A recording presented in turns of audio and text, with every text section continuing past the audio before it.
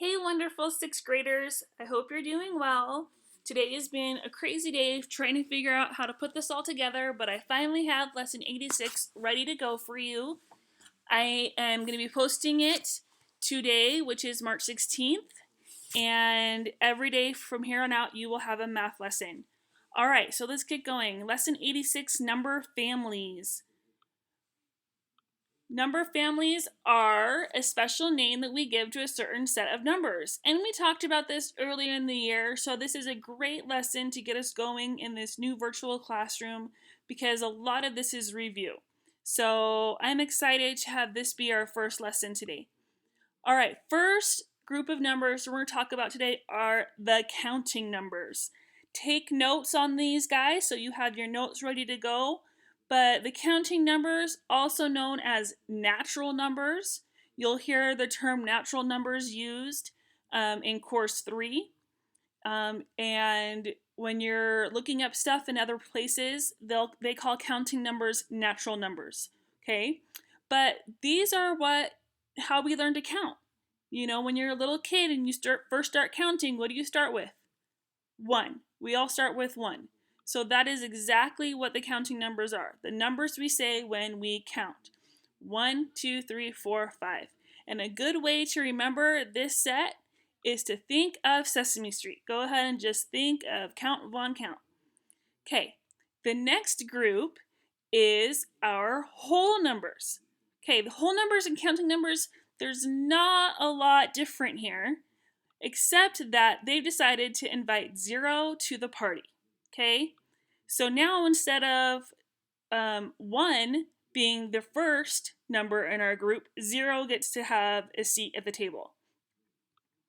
So 0 has joined our party. When we graph these numbers on a number line, we make sure we have our solid dots at each number. Notice how there's no line in between each whole number because it's only the number. There's no value in between the 0 and the 1 or the 1 and the 2 because we're just talking about the whole number. Also, it does not go beyond 0 because there's no negative numbers in our set of whole numbers. There's no decimals or fractions. There's no negative numbers. Okay, integers. All our whole numbers that we just talked about, and now they're opposites. So this is when we can have the graph going on and on in both directions.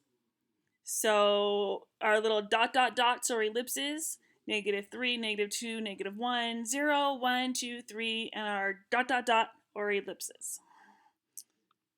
And so here is an example of a graph of integers. Again, we have arrows going in both directions, and then our graph of our integers with dots at each integer. Okay, notice again there's no lines connecting each integer because there's no decimals or fractions on this graph. And then finally today, rational numbers. These are all numbers that can be written as a ratio or a fraction of two integers. Another way we can talk about it as numbers that can be written as a quotient. Remember what a quotient is. Think about what that vocabulary word means. Quotient as an answer to a division problem, right? So here are some examples. 1/2. That is a fraction. That is also an answer to a division problem. 1 divided by 2. 5/3. That's a ratio. 5/3. There's two integers, a 5 and a 3, right? That's also a quotient. 5 divided by 3. And you could also look at it as a mixed number. -3/2. -3 and 2 are both integers.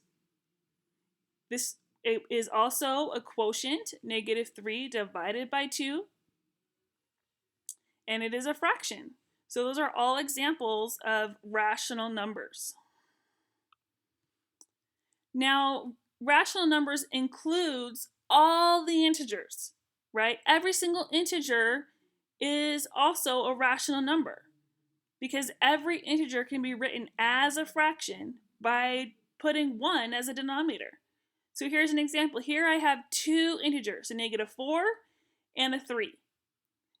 If I want to say, hey, these integers are also rational numbers, you might look at me and say, hey, Mrs. Christensen, those are integers, but they're not rational numbers, they're not fractions. And I'm going to say, oh yeah, well, let me show you something. Well, now -4/1 is a rational number. There, I made it a fraction. And 3/1 is a rational number. Okay, so there I've just turned those two integers into rational numbers. And I can do that with every single integer, right? So all of my integers can be rational numbers. Well, then we could also say that all of my rational numbers can be written as a decimal, right? Because we have talked about we can change all of our fractions into decimals. 1/8 is an example. 1 divided by 8. That gives us 0.125. That would be a terminating decimal. 5 divided by 6. That would be 0.833333333. You know how that story goes, right? That would be a repeating decimal. Terminating decimals and repeating decimals are rational numbers. If it's a if it doesn't terminate or it doesn't repeat a decimal like pi, then that's an irrational number, and we'll talk about those types of numbers at another time. Okay, so here is a graphic organizer that kind of explains how these numbers are related to each other. Okay, so here's our natural or counting numbers, right, that we talked about. 1, 2, 3, 4, 5, and so forth. Okay, and then our whole numbers. And the big difference between whole numbers and counting numbers is that 0, right?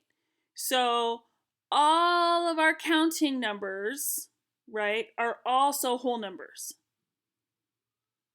Okay, and then we have all of our counting numbers and all of our whole numbers. All of our counting numbers and all of our whole numbers are also integers. So these two groups also are integers. And then all of our counting numbers, all of our whole numbers, all of our integers, all three of these groups also belong to the rational numbers. Okay, so it's kind of like those nesting eggs, if you've ever seen those nesting dolls, right? They go inside of each other. Okay, these counting numbers belong to the whole group numbers. Counting and whole group belong to the integer group. And all three of these groups belong to the rational number group. Okay, so that's how they work together. So let's look at this example we get from Saxon Math. Go ahead, take some time, and graph the integers that are less than 4.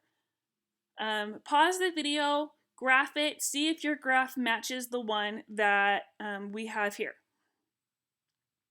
Remember, you're going to use the number line to graph them.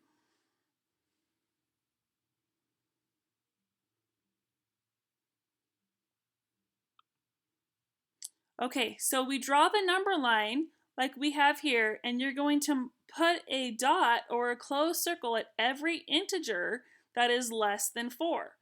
So we would start at 3, and we would keep going down. Now this graph decides to go down to -5. You could go to 0 or -1 if you wanted to, as long as you put an arrow that tells me and indicates that this goes on without end. Okay?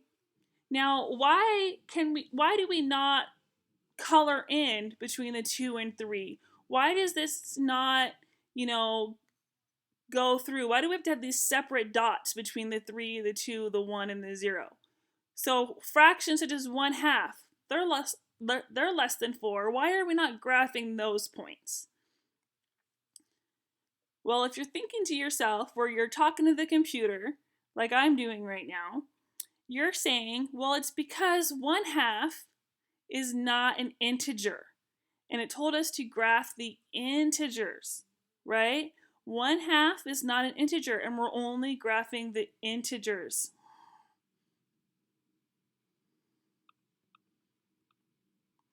Oops, so all whole numbers are integers.